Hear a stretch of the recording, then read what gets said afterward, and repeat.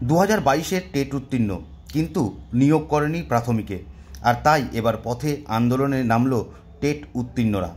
শুক্রবার শিক্ষক দিবসের দিনে এবার পথে নামল তারা।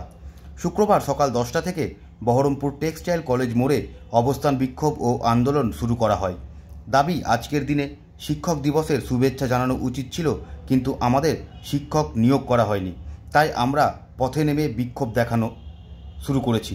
অবিলম্বে প্রাথমিক শিক্ষক নিয়োগের দাবিতে সরব হন তারাও। অবিলম্বে নিয়োগ দিতে হবে। আমার বয়স বর্তমানে 38 রানিং। আমরা 2017 সালের পর 2022 সালে প্রথম টেট একটা পেয়েছিলাম। 16-18 সেশনের আমি রেগুলার ডিএলএড একটা প্রার্থী, আমার বিএডও আছে। তো যাই হোক, 22-এর টেট পাস করে মনে একটা আশা জেগেছিল যে ডিএলএড করেছি, বিএড করেছি, এবার একটা কিছু হবে হয়তো। কিন্তু এখন পর্যন্ত আমরা কোনো নোটিশ পাইনি। বারবার আমরা সহযোদ্ধারা সবাই মিলে আমরা বারবার চেষ্টা করে যাচ্ছি মুখ্যমন্ত্রীর নজরে আসার জন্য। আমরা অনুরোধ করছি আমাদেরকে এই দীর্ঘ বঞ্চনা থেকে মুক্তি দিক। আমরা চাই, আমরা মুক্তি চাই। আমরা অনেকেই আছি, আমাদের প্রায় 52,000 পাস করে আছে রেগুলার ডিলেডে। সেই 52,000 প্রার্থীর মধ্যে থেকে প্রায় 10% বয়স উঠে চলে যাচ্ছে। হ্যাঁ, আমার নাম হামিদা বানু, আমি 38 রানিং, আমার 38। হ্যাঁ, আমাদের মধ্যে অনেকের বয়স চলে গেল।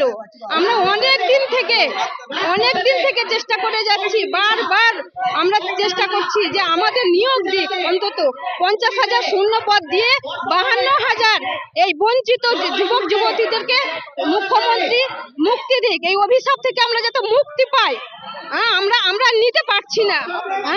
হামিদা বানু।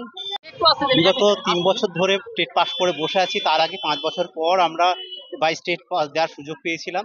তারপরে 3 বছর হয়ে গেল আমরা পাস করে বসে আছি, কিন্তু এখন আমাদের কোনো নোটিফিকেশন নাই। আমরা দীর্ঘ অপেক্ষা করে বসে আছি, এই নোটিফিকেশন আসবে, কিন্তু সেই সুদূর অস্ত, কিন্তু কোনো মতেই নোটিফিকেশন আসছে না।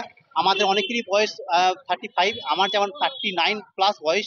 আমি হয়তো আর কয়েকটা মাস সময় পাবো, কিন্তু সরকার জানি না কেন এত দ্রুত এত দেরি করছে নিয়োগে আমাদের।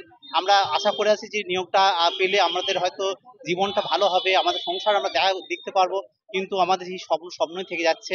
আমরা দীর্ঘভাবে প্রতীক্ষা করেও আমাদের কোনো সুরাহা হচ্ছে না। তাই আমি বিনীতভাবে মাননীয় মুখ্যমন্ত্রী এবং শিক্ষামন্ত্রী এবং পর্ষদ সভাপতির কাছে অনুরোধ করছি, ওনাদের দ্রুত আমাদের নোটিফিকেশনটা জানা দেন। দ্রুত নোটিফিকেশন দিলে কি হবে, আমরা একটা সুযোগ পাবো, আমরা আমাদের যোগ্যতা প্রমাণ করার সুযোগ পাবো। সেই সুযোগটা পেলে আমরা হয়তো অনেকেই চাকরি পেয়ে আমাদের নিজেদের ভবিষ্যৎ জীবনটা আমরা ভালোভাবে কাটাতে পারবো, আমাদের সংসারকে দেখা করতে পারবো। সেই জন্য আমি অনুরোধ করছি মাননীয় মুখ্যমন্ত্রীর কাছে যে আমার দ্রুত নোটিফিকেশন দিন, আমাদেরকে সুযোগটা অন্তত দিন। নাহলে আমরা সুযোগ না পেলে তো আমরা শেষ হয়ে যাবো, আমাদের স্বপ্নই থেকে যাবে। আমি 2022 সালে টেট পাস করে আছি। আমরা এই মুহূর্তে বয়স 39 প্লাস।